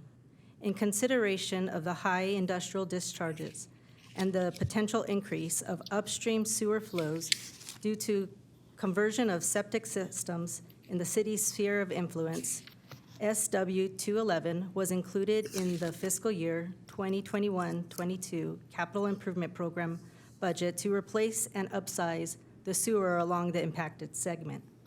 On December 18, 2021, the notice inviting bids was published on Planet Bids. Staff received 7 bids in response to the solicitation. MNR Construction, who is properly licensed, was determined to be the lowest responsible and responsive bidder. 2 bid schedules were included in the solicitation, with the base bid schedule including the listing of all required work and an alternate bid schedule listing alternate methods and materials for construction. Staff is recommending that city accept a bid item to repair asphalt pavement outside the trench limits and move forward and award a contract to MNR Construction in an amount not to exceed $4,915,163. Please note that the draft agreement that is in the packet showed a contract amount that included additional alternate bid items that we are not including in the recommendation. The agreement will be amended to reflect the accurate contract amount. In addition, we recommend appropriating $2,819,321 from the sewer fund to increase the project budget from $2.5 million to $5,319,321 to fund the construction, provide for the project contingencies, and construction and project management services. That concludes my presentation, and I'm happy to answer any questions that you may have. Thank you, Natalie. Any questions of Natalie on this item or council comments? Are there any members of the public that would like to address the council on this item? Okay, seeing none, then I would entertain a motion.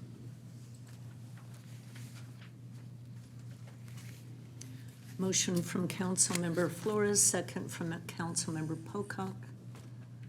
And the item passes unanimously.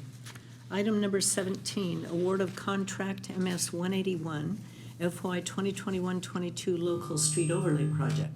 This item is to award a contract to PALP doing business as Excel Paving, Long Beach, California, in the amount of $1,190,605 for project number MS 181, fiscal year 2021-22 local street overlay at 16th, 17th, and 18th Streets between Trunkfield and Serene Avenue, and Serene Avenue from Benson Avenue to east of 18th Street. Our staff report this evening will be provided by Maria Frazier, CIP Engineering Manager. Maria? Good evening, Madam Mayor, council members, and audience. The project for your consideration tonight is the award of the construction of Project MS 181, which includes Serene, Trunkfield Streets, and 16th, 17th, and 18th from Serene to Trunkfield. As part of the annual local street overlay program, staff evaluated the condition of these streets in this area and determined that the pavement along the mentioned streets was deteriorated. Some areas require overlay, while others will require some reconstruction. These streets have not been paved since 2008 when they received an overlay. The curb ramps at each intersection along each of the streets to be paved were also evaluated and designed to comply with accessibility requirements.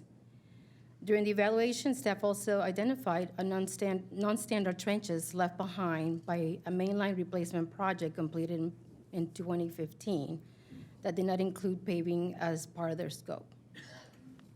The mainline replacement installed new 8-inch lines along Serene from Benson to 18th Street, Trunkfield from 18 to Oaks, and along 16, 17, and 18 from Serene to Trunkfield. Since the scope of this work includes repairs and overlay of the non-standard water trenches, a portion of the water enterprise funds will be utilized for the construction. The water funds identified by staff resulted from a project savings realized after the completion of a recent water project. Therefore, a request of budget transfer is also a part of the staff report. The design was completed with the assistance of our traffic engineer, reviewed and approved by the Infrastructure Committee members, Mayor Pro Tem Lucio and Councilmember Comstock, and reviewed and certified by a CASP certified access specialist. These improvements will offer safe passage to our residents by providing compliant crosswalks, sidewalks, and curb ramps, and roadway maintenance consistent with the City Council's visions to enhance the appearance of the city.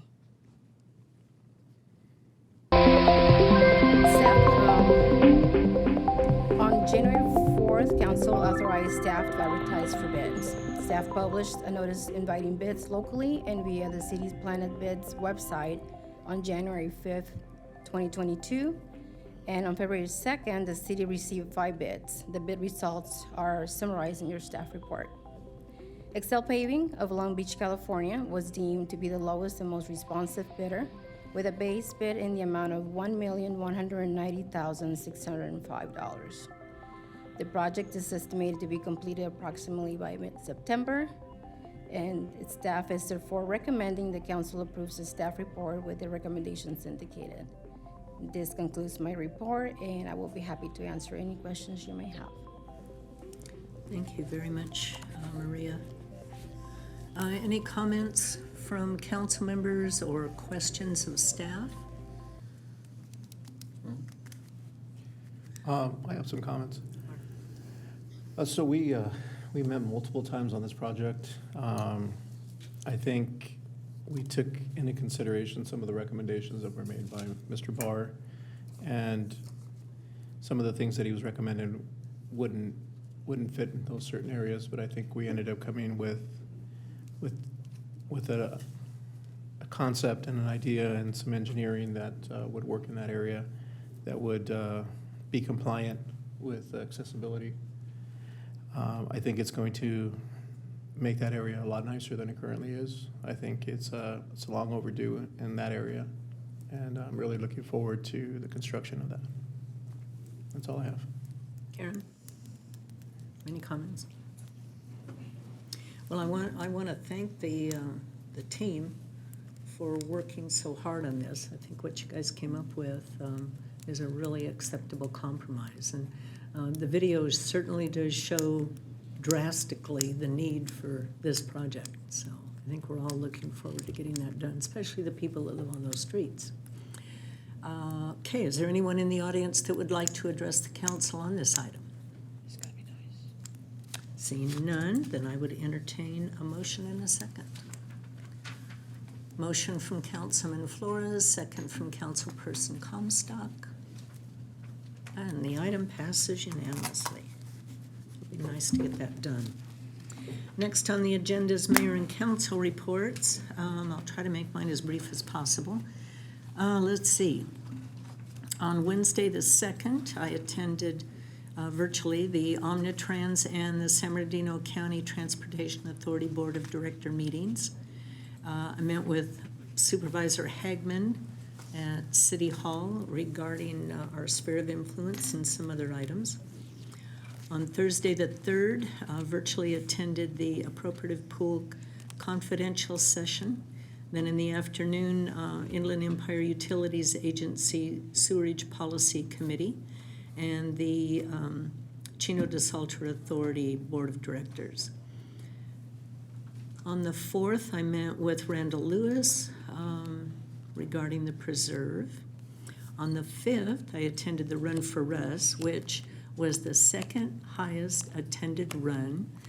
And you figure that's really phenomenal since it's been, well, it's 22 years since we lost Russ, but that was the 21st annual run. And I was told by Trish that in the very beginning, staff was told, well, you'll have a successful run for a couple of years, but the numbers will dwindle and you'll eventually just abolish it. Well, instead, our Chino community did what it always does and turned out in force.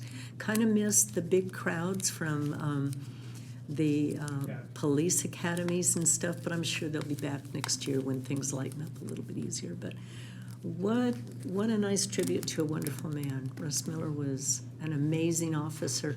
What made him really special too, I think, was that he had a normal career before he became a police officer. So he brought real world experience to his job as a police officer instead of just the PD perspective. So it made him really a special man. And of course, I was a bit biased because he was a horse person and he was a member of the Chino posse. So I had gotten to ride with him just a couple weeks before he was tragically killed. Very, very nice man. And it was nice to see his daughter there and her husband and son. That was nice to see them as well. Let's see. Then on Monday the 7th, I attended a meeting at Amy's Farm. Then that afternoon, Mayor Pro Tem Lucio and I attended a meeting with staff on the housing element and the sphere of influence. And then all of us attended a redistricting workshop that afternoon. The next day, the 8th, Tuesday the 8th, the Chino Valley Mayor's Prayer Breakfast was held at Los Serranos, and that was their biggest attended prayer breakfast. There was like 550 people there. I think a great draw on that was the fact that the owner of In-N-Out was there. She's an amazing person. She was there with, Lindsay was there with her husband and her mom. I had the privilege of sitting next to her mom and chatting kind of on the side with her about Lindsay and her journey as the owner of In-N-Out. Of course, she became the owner when her dad, uncle, and grandfather were tragically killed. But what an operation. I understand that she is like a multi-billionaire, but you would never know it to talk to her. She's just a really down-to-earth gal. Let's see. Then on the 9th, Wednesday the 9th, I filmed the mayor's message and then met with Darian Venerable regarding his dream for a project at the Ayala Golf Center. So that will be presented to us in the near future, I believe. On the 10th, virtually attended the Appropriative Pool meeting, the Metro Valley, SBCTA Metro Valley Committee meeting, the Appropriative Pool Confidential session. That was a busy day. Friday had my hand operated on. Monday, yesterday, nothing. today, the city council meeting. So that's it. That's all I did in the last 2 weeks. Mayor Pro Tem Lucio. Yes, my mind's not quite as long. On February 5th, I attended the Run for Russ. It was a great turnout.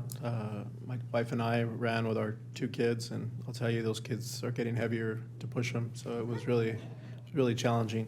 I'm just glad it was flat. But I will piggyback off what the mayor said. When most communities are talking about defunding the police, here we had 1,100 runners that showed up to show you the way our community feels about our public safety. I think this is resonated by everybody here on the council. We truly do support our first responders, our fire, and our police agencies. And it was just great to see the turnout that everybody came out. I think the reason for no academy classes is because of the defunding movement. They're not putting as many classes through. But I've seen a complete 360 with some of our local elected leaders that are now, including Nancy Pelosi, who's now saying that their obligation is to fund the police, which is completely different than when they were saying a few years ago. So I'm glad to see that they're starting to realize that this is a necessary, we need to have police officers out there, especially with the crime rate that's going up and it's spiraling out of control. So hopefully there's more people that get on board with that, and we end this silly message that we heard for many, many years. On the 7th, I also attended the housing element with the mayor and staff. And then also on the 7th, we attended the Redistricting Workshop. On February 8th, I attended the Chino Valley Chamber of Commerce Mayor's Prayer Breakfast, and it was definitely double the size in comparison to the year before. And it was just great to see, just people from, it wasn't just from Chino and Chino Hills, but we had people from all over that came. And it was good to see that they came there, and it was a spiritual event, which a lot of people shy away from their spirituality. Here, we embraced it. So it was good to see. It was a change, and hopefully we remain in that type of movement where we start appreciating the Lord and everybody else, police and the good things that are in our society. On February 8th, I attended the operations discussion with staff. This was regarding the dairy over in the preserve. There was some complaints in one of our meetings that said that they weren't properly taking care of the dairy out there. They assured us that they will definitely follow up with personnel that work there. And but Mr. Ron Piersma said that he lives there, so he's not aware of those things, but he's willing to walk the facilities with us to show us that they're not in disarray. One of the things that they did tell us is that they did actually sell 20 acres of land out of that dairy, and they hope to KB Homes, and they hope to start selling off more portions of land. So the preserve may see that dairy go sooner than later. But so that was good news, because I know and trust me, I lived directly behind a dairy before I moved into my new home. And we were perfectly aware that that dairy was going to remain there until the dairyman passed away. And when he passed away, the dairy left. But, I kind of do miss the cows who were directly on the other side of my wall, which, some people might seem strange, but it was kind of comforting. It was peaceful, and nobody was behind us, and it was nice. And it didn't smell all the time. I mean, they kept their dairy pretty well. But here, it looks like they may be packing up sooner than the anticipated 5 years that was initially thought that they were going to stay. On the 11th, I attended a meeting with Supervisor Hagman and Councilperson Comstock and City Manager Matt Ballantyne, as well as Nick Ligori, regarding our sphere of influence and a possible annexation of an island. The meeting went very, very well, and hopefully we see some progress or some movement coming up in the future. And I want to close this out by saying, everybody knows I'm a big advocate and big fan of wrestling, high school wrestling and college wrestling.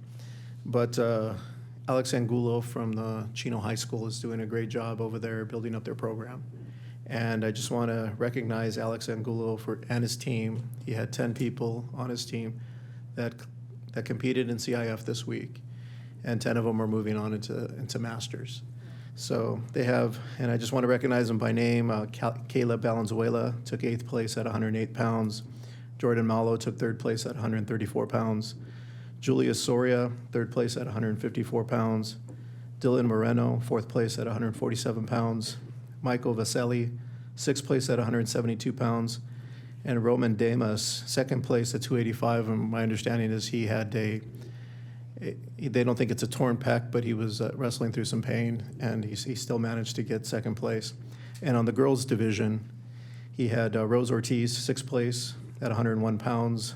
Lena Rodriguez, 5th place at 106 pounds. Ayala Samano, 5th place at 127 pounds.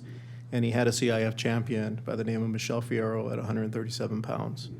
So I just wanted to recognize them. I want to recognize him for the grassroots things that he's doing over there. He's taken some kids that have never wrestled before, and he's making them compete at CIF, which, if you guys aren't familiar, you compete at your league. If you move on from your league, you go to CIF. If you move on from CIF, you go to Masters. So all these people will be participating in Masters. And then hopefully if they place within the top 9 of Masters, they'll be moving on to state. So he's doing a great job over there. I also want to recognize a kid that I've seen since he was growing up. His name is Jack Esteves. He doesn't wrestle for Chino, but he wrestles for Calvary Chapel, and he was a CIF champion at 140 pounds. So I just wanted to close with that, and I look forward to more good things that he starts doing in our community and in our wrestling program at Chino High School. Well, Mark, we love to recognize people here at council meetings, and so depending on what happens at CIF, or the Masters, if any of them go to the Masters, please, at the conclusion, ask the coach to bring them to the council meeting to be recognized. Will do, definitely. And did you say that one of the young men weighed 285 pounds? Yes. Oh, my. Okay. Councilmember Comstock. That's huge. Oh, my God. That's amazing, Mark. That's one big high school student, by the way. My report won't be quite as long either this evening. On February 5th, I attended the annual Run for Russ 5K here at City Hall. Everybody's talked about that already. Phenomenal turnout, great job by our staff, both in police and fire, setting up for that. And then just the turnout by the community is overwhelming every year. I'm one of the people left that's around town, so that work with Russ. Chief Simmons, as mentioned last time, there's only 19 people left there that work with him, but his legacy and his memory will live on forever. It's a great day, and I enjoyed handing out the awards too. Some of the best. I mean, everybody that competed that got awards was nice, but some of the cutest awards that were handed were to the kids, some of the young kids, and that was a lot of fun. On February 7th, I attended office hours here at City Hall. On that same day, I attended the Redistricting Workshop here at the City Council chambers, along with staff and several members of the public. Our staff did a great job that day as well, helping us get these districting maps up and vetting through them. Actually, that was really well organized meeting. I thought staff helped us do a good job in working through that. So my thanks to staff and everybody who worked on that project. Everybody did a great job. On February 8th, I attended the Chino Valley Chamber of Commerce Mayor's Prayer Breakfast. There's been a lot commented about that already. I'll just echo the sentiment that it was a great turnout, as well as I like the format, how there were different pastors or religious leaders from different churches, and the format of the prayers. We prayed for everything, for families to schools for our public safety, for healing. I really enjoyed the format of that day, and as Mayor Pro Tem Lucio said, where people shy from spiritual gratitude and enlightenment, this is a community where we embrace it and we're proud of it. On the same date later in the day, I also met with Mayor Pro Tem Lucio and Mr. Petersma and Mr. Berdart regarding their dairy operations off of Pine. This was basically a follow-up meeting to some concerns from residents that live specifically in that area. There's going to be a lot of us that will miss those dairies, but I think there's going to be a lot of our residents that preserve that will be happy when those dairies do vacate. Just as a matter of them, as you know, they're going to miss the smell of money, but they're going to enjoy, I think, different qualities of life that are going to be brought their way. And it was enlightening. It sounds like Mr. Piersma and Mr. Bedard, since our staff worked hard with them to get their development agreement in order. So it's going to allow for them to proceed forward with selling that land to different developers, different home developers, and sooner rather than later, I believe, based off the conversation we had with them. So that's good news. On February 11th, I, along with Mayor Pro Tem Lucio, the city manager, and Director Ligori, met with the county supervisor, Kurt Hagman, at his office in Chino Hills. It's already been covered. We talked about the overlay to our sphere of influence to the north, and just some mutual interest items that we addressed in the last council meeting in a letter to the supervisor about things that we would like to collaborate on at a larger local regional level that affect traffic and transportation and different things that we're asking for support and help with to help improve the city. I also thought that was a very positive and constructive meeting. Then on February 11th, later that afternoon, I met with Mr. Aaron O'Leary from Lewis Land Operations. It's the first time I've met Aaron, and it was nice. It was a nice introduction to his role and responsibilities for the Lewis Company. We had a nice lunch and talked about a few things. And that concludes my report, Mayor. Thank you very much. Councilmember Flores. Yes, February 2nd, I attended a fundraiser for the Children's Youth Museum at Los Portales. On the 5th of February, I attended the Run for Russ 5K event.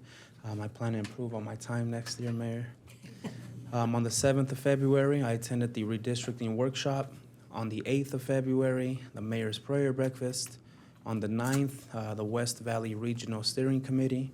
And I just want to end my comments by saying congratulations to Richard and Lisa Montijo.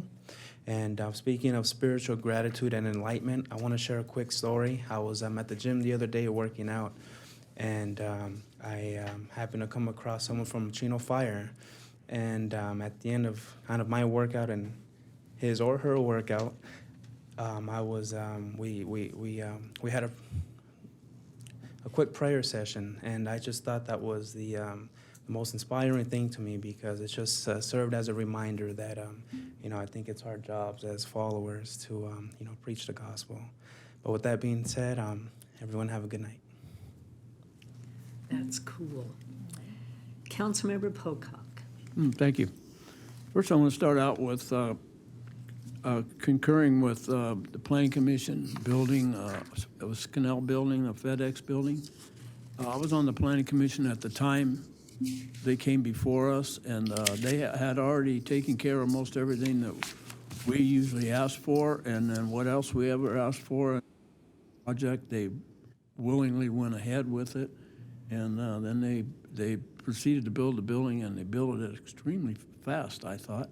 And I thought it was, so it's a good presentation. They earned that. They deserve that. Thank you. And on the 5th, I, with the rest of the council, attended a Run for Russ.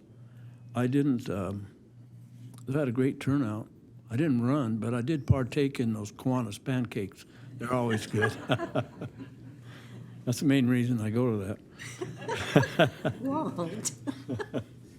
And then on the same day, later on, Rodello's, attended a Rodello's towing reception where they said goodbye to the community after 65 years, and the community said goodbye to them.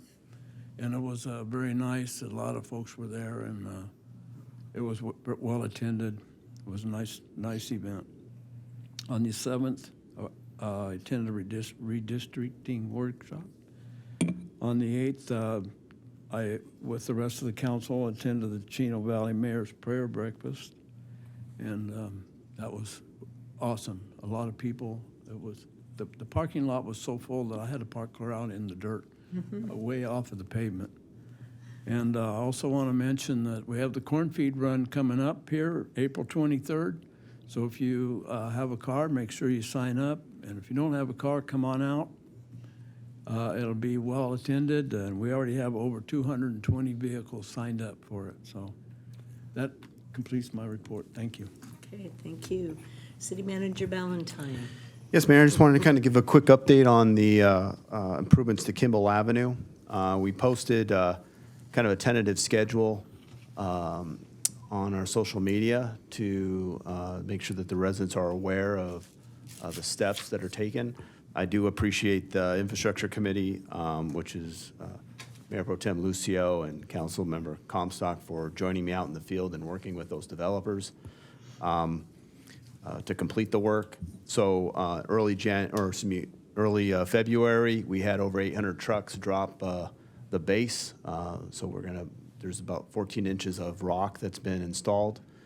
Currently, they're installing the curb and gutter work. There's about a little over 2 miles worth of curb and gutter to be completed. We did note right off the bat in early February that there are some concerns as far as supply of asphalt, and we're continuing to seek updates from the contractor. That's supposed to be done. The asphalt work is supposed to be completed towards the end of February. And so certainly we'll keep people apprised of that.